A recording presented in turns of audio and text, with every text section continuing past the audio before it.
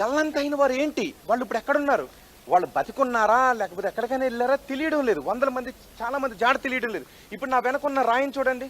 ఇది ఇక్కడ ఇంతకు ముందున్న రాయి కాదు, ఇది దొల్లొచ్చిన రాయి. అక్కడ నుంచి పైనుంచి దొల్లుకుంటూ వచ్చిన రాయి. ఇలాంటి రాయి ఇళ్ల మీద నుంచి దూసుకుని వస్తూ ఉంటే ఖచ్చితంగా ఎలా ఉంటారు వాళ్ళు? ప్రాణాలతో ఉండేటువంటి అవకాశమే ఉండదు. అది మసీద్. ఇప్పుడు మీరు చూస్తున్నారు కదా మసీద్, అది ఆ మసీద్ గోడలు చూసారా ఎలా కూలిపోయి? ఆ దొంగలు చూసారా? ఆ దొంగలు దూసుకుని వచ్చాయి. బుల్లెట్లా దొంగలు దూసుకొచ్చి ఇళ్ల గోడలను, మనుషులను అన్నిటిని ఇందులో తీసుకుని వెళ్ళిపోయి. అందుకే ఇప్పుడు ఇక్కడ సహాయక చర్యలు ప్రారంభమైతే, ఈ ముండకల్లో సహాయక చర్యలు ప్రారంభమైతే, ఈ శిథిరాలను తొలగిస్తూ ఉంటే వాటి కింద ఎన్ని మృతదేహాలు లభ్యమవుతాయని ఒక ఆందోళన అయితే కనిపిస్తుంది. కంప్లీట్ గా ఇక్కడ ముండకలు రావడానికి అవకాశం లేదు. ఇప్పుడు టెంపరీ బ్రిడ్జ్ నిర్మిస్తున్నారు. మనం విజువల్స్ ఇంతకు ముందు మనం చూపించాం. ఆ టెంపరీ బ్రిడ్జ్ కంప్లీట్ అయింది. కంప్లీట్ అయిన తర్వాత ఇంకా ఫినిషింగ్ వర్క్, పాత వేయాల్సిన అవసరం ఉంది. ఆ పాత వేసిన తర్వాత మాత్రమే ఇక్కడ వెహికల్స్ వస్తాయి. ఇప్పుడు పనిచేస్తున్నటువంటి ప్రొక్లైనర్స్ అన్ని ఏంటి అంటే, ఆల్రెడీ ఇంతకు ముందు టీఎస్ఏట్ లో పనిచేసేటటువంటి ప్రొక్లైనర్స్ ఇక్కడ ఉన్నాయి. వాటి సాయంతో ఇక్కడ వర్క్ చేస్తున్నారు. కొత్తగా ప్రొక్లైనర్స్ ఇక్కడ తీసుకొచ్చే అవకాశం లేదు. సో ఇక్కడ ఈ ప్రొక్లైనర్స్ తో మాత్రమే ఆ శిథిరాలను తొలగించిన తర్వాత మాత్రమే వాటి కింద ఎవరున్నారు, ఎంతమంది ఉన్నారు అనేది. ఈ లోపు బాడీస్ డీకంపోజ్ అయిపోతున్నాయి. గుర్తుపట్టడానికి అవకాశం లేకుండా బాడీస్ తయారైపోతున్నాయి. ఇది మరింత ఆందోళన కలిగిస్తున్నటువంటి అంశం. చూడండి, ఇదంతా ఆ రోజు ఇదంతా ల్యాండ్ స్లైడ్ జరిగింది. ఇదంతా కొట్టుకుని, ఈ మట్టి కొండంతా కొట్టుకుని, ఇక్కడ ఉన్నటువంటి చెట్టు చేమ అన్ని కూడా కొట్టుకుని, ఇల్లు ఇవన్నీ తీసుకుని ఇలా ఇందులో నుంచి రాళ్ళు, పెద్ద ఎంత ఎత్తు ప్రవాహం, అంత లోయలో నుంచి ఎంత ఎత్తు ప్రవాహం, ఆ మట్టి అంత ఊళ్ళ మీద నుంచి దండయాత్ర చేసుకుంటూ వెళ్ళిపోయింది. అందుకే ఈ నష్టాన్ని, ప్రాణ నష్టాన్ని అంచనా వేయలేకపోతారు. ఎన్ని బాడీస్ వచ్చాయి? ఒక 200 బాడీస్ దొరికాయా ఇలా అని అనుకుంటూ ఉన్నారు. సో ప్రాణ నష్టాన్ని అంచనా వేయలేకపోతున్నారు. ఇప్పుడు మనం కెమెరా పర్సన్ కూడా చివరికి వచ్చాడు. రాజశేఖర్ చివరికి వెళ్ళి అక్కడ ఉన్న ప్రమాదకర దృశ్యాలను, రాజశేఖర్ జాగ్రత్త, ఆ ప్రమాదకర దృశ్యాలను మీకు చూపించే ప్రయత్నం చేస్తున్నారు. ఎందుకంటే ఇదే పైన ఆ క్షణంలో ఆ ఊళ్ళో ఏం జరిగింది, ఇప్పుడు ఆ ఊరు ఎలా ఉందని చాలా మంది అడుగుతున్నారుగా. ఇదిగో ఆ ఊరు ఎలా ఉంది, ఇదే ముండక్కల్ ఊరు. ఇక్కడ ఉన్నటువంటి వందలాది మంది, ఈ వాలుల్లో ఉన్నటువంటి వందలాది మంది కొట్టుకుని వెళ్ళిపోయారు. కానీ ఆ పైన మాత్రం ఇంకా చాలా మంది ఇల్లులు ఉన్నాయి. వాళ్ళందరూ ప్రస్తుతం సేఫ్ గా ఉన్నారు. కానీ ఆ ఏరియా సేఫ్ అంటే ఖచ్చితంగా ఆ ఏరియా సేఫ్ కాదు. మరోసారి నిన్న ఇంకో ల్యాండ్ స్లైడ్ జరిగే అవకాశం ఉంటుందని హెచ్చరించిన నేపథ్యంలో భయభ్రాంతులకు గురయ్యారు. ఒక దశలో వాళ్ళంతా మిలిటరీతో పాటు రక్షిత ప్రాంతానికి రావడానికి నిరాకరించారు.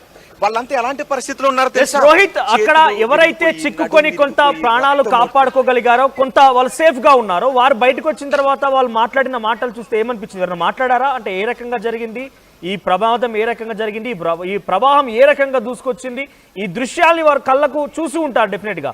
సో ఆ విషయాలు ఎవరైనా పంచుకున్నారా వారంతా? నిజానికి అది అర్ధరాత్రి జరిగింది మనోజ్. అర్ధరాత్రి చాలా మంది గాఢ నిద్రలో ఉన్నారు. కొన్ని చోట్ల వాళ్ళు బయటకు వచ్చి పైకి ఎక్కేశారు. కానీ వాళ్ళ కుటుంబంలో కూడా చాలా మంది కొట్టుకుని వెళ్ళిపోయారు. వాళ్ళందరూ ఇప్పుడు ఒక క్యాంపుకి తరలించారు. ఇక్కడికి ఒక 10 కిలోమీటర్ల దూరంలో ఉన్న ఒక క్యాంపుకి తరలించారు. అక్కడ ఉన్నటువంటి ఒకరిద్దరు, ఆ పైన నివాసం ఉంటున్న వాళ్ళు చెప్తున్నటువంటి విషయాలు చూస్తుంటే, వాళ్ళు బయటకు వచ్చి చూశారు. పెద్ద శబ్దాలు వస్తూ ఉంటే, అలా చూస్తూ ఉంటే వాళ్ళ కళ్ళ ముందే వాళ్ళందరూ సేఫ్ గా ఉన్నారు. కానీ చిన్న గాయాల పాలైన వాళ్ళందరూ ఇప్పుడు ప్రస్తుతం ఆసుపత్రిలో ఉన్నారు.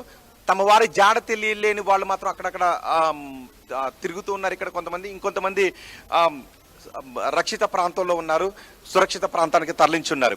అయితే ఆ రోజు అర్ధరాత్రి ఒకరిద్దరు బయటకు వచ్చి చూసిన వాళ్ళు మాత్రం వాళ్ళకి ఏం అంతుపట్టలేదు. భయంతో ఒక్కసారిగా చూసి వాళ్ళందరూ కూడా వెనక్కి పారిపోయారు. ఇప్పుడు వచ్చి చెప్తూ ఉంటే ఒకళ్ళిద్దరు ఆ ఏరియాలో సురక్షితంగా ఉన్నటువంటి ఇంట్లో ఉన్న వాళ్ళు చెప్తుంటే, చాలా భయపడ్డాం, ఇలాంటి విపత్తును మేము చూడలేదు, మా కళ్ళ ముందే ఎంతో మంది కొట్టుకుని వెళ్ళిపోయారని వాళ్ళు భయభ్రాంతులను వ్యక్తం చేస్తూ ఉన్నారు. ఎందుకంటే ఆ పైన ఒక ఇల్లు ఉంటుంది, ఆ ఇంట్లో ఉన్న వాళ్ళు సేఫ్గా ఉన్నారు. ఆ నెక్స్ట్ ఇల్లు మొత్తం కొట్టుకుని వెళ్ళిపోయింది, లేదంటే సగం కొట్టుకుని వెళ్ళిపోయింది. ఆ కొట్టుకుని వెళ్ళిపోతే ఇంతకుముందు ఒక హృదయ విదారకమైన ఘటన చెప్తాను. ఒక ఇంట్లో భారీగా వర్షం పడుతుంది. ఇప్పుడు ఒక ఇంట్లో ఒక ఫ్యామిలీ అంతా ఉన్నారు. ఆ ఇంట్లో ఫ్యామిలీ అంతా ఉంటే వాళ్ళ ఇంట్లోకి వర్షం వస్తుంటే అందరూ కూడా ఫస్ట్ ఫ్లోర్కి వెళ్ళిపోయారు. ఆ తర్వాత ఆ ఇంట్లో ఒక కుక్క, పిల్లి ఉన్నాయి. పిల్లిని చనిపోతాయేమోనని వాటిని కట్టేశారు కదా, బంధించారు కదా, వాటిని విప్పేద్దామని చెప్పి కిందకు వచ్చాడు. తండ్రి కొడుకులు కిందకు వచ్చిన తర్వాత ఒక్క ఉదుటిన రాళ్ళు మట్టితో ఒక ఉదుటిని కొట్టేసరికి ఇల్లు షేక్ అయిపోయింది, సగం పాట వెళ్ళిపోయింది. కింద ఉన్న వాళ్ళు ఏమీ తెలియదు, పైన ఉన్న వాళ్ళు పైన ఉండిపోయారు. ఇంతకు ముందు వెళ్ళి చూస్తే ఒక బాడీని ట్రేస్ అవుట్ చేశారు, రెండో బాడీని ట్రేస్ అవుట్ చేయడానికి జాగ్రత్తలు తీసుకొచ్చారు. రెండో బాడీ ఎక్కడ ఉందో తెలియదు. అలాంటి కుటుంబాలు, విషాద కుటుంబాలు చాలా ఉన్నాయి. ఒక మిలిటరీ అధికారి ఆర్టీవీతో మాట్లాడుతూ చెప్పారు, తల్లి కూతురు ఇలా కౌగులించుకుని పట్టుకుని చనిపోయిన హృదయ విదారక ఘటనలు ఉన్నాయి. తల్లి కూతుళ్ళు ఆ రోజు నిద్రపోతున్నారు కదా, ఆ కుటుంబం చిన్న చిన్న పిల్లలతో ఉన్న కుటుంబాలు కదా, వాళ్ళు పొద్దున్న లేచిన తర్వాత మళ్ళీ చేయాల్సినటువంటి పనులు, వాళ్ళ ఫ్యామిలీ గురించి ఎన్నో కలలు కంటూ వాళ్ళు ఆ రోజు నిద్రలోకి జారుకున్నారు. ఒక్కసారిగా ప్రళయం వచ్చేసరికి ఇంకొక ఘటన ఏంటంటే, ఒక తల్లి ఏం చేస్తుందంటే, ప్రళయం వచ్చేస్తూ ఉన్నప్పుడు ఇద్దరు పిల్లల్ని ఇలా పట్టుకుని పైన ఉన్నటువంటి షేడ్ మీద పెట్టేసింది. ఆ ఇద్దరు పిల్లలు బతికారు, తల్లి తండ్రి కూడా చనిపోయారు. ఆ ఇద్దరు అలాంటి విషాదకర ఘటనల గురించి చెప్తున్నారు వాళ్ళు. హృదయం నిజంగా ద్రవించిపోతుంది. చూసేసరికి ఆ మట్టి పిల్లలు తీస్తుంటే ఒక అక్క చెల్లి అలా పట్టుకుని నిద్దట్లోనే ఆ మట్టి పిల్లల్లో సమాధి అయిపోయారు. ఒక తల్లి కూతురు ఆ ఒడిలో పెట్టుకుని పడుకుని ఉంది బిడ్డని, అలాగే చాలా మట్టి సమాధి అయిపోయిన దృశ్యాలు వాళ్ళు వెలికి తీస్తుంటే కనిపిస్తాయి. ఇలాంటి హృదయ విదారక దృశ్యాలు కనిపిస్తున్నాయి ఎక్కడ చూసినా కూడా. ఇదే అత్యంత ప్రమాదకరమైనటువంటి ప్రదేశం. ఇక్కడ నుంచే స్టార్ట్ అయింది ఆ రోజు ప్రకృతి ప్రకోపం.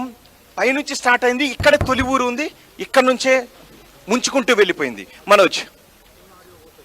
Right Rohit, so hats off. ఎందుకంటే తెలుగు రాష్ట్రాల ప్రజలకి కేరళలో జరిగినటువంటి ఘటనని కళ్ళ కట్టినట్టుగా చూపిస్తున్నాం. ముందుగా రాజశేఖర్ మన cameraman, at the same time మీరు కూడా కొంత సేఫ్గా అక్కడ జరిగేటువంటి విషయాలు మాకు అందిస్తూనే ఉంటారని ఆశిద్దాం. సో మీరు కూడా కాస్త సేఫ్గా రిపోర్టింగ్ చేస్తూ ఉండండి. సో RTV చేసేటువంటి ప్రయత్నంలో డెఫినెట్గా అక్కడ జరిగేటువంటి దృశ్యాల్ని మీరు చూపిస్తున్నారు.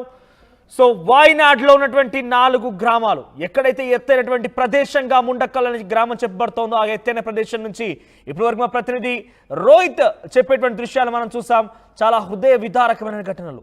ఎస్, ఆయన చెప్తుంటే డెఫినెట్గా ఆ దృశ్యాల్ని ఇమాజిన్ చేసుకుంటూ ఉంటే కొంత ఇబ్బందికరంగా, అంటే డెఫినెట్గా తట్టుకోలేము. ఆ దృశ్యాలు నిజంగా లైవ్లో చూస్తే మాత్రం మనం తట్టుకోలేము.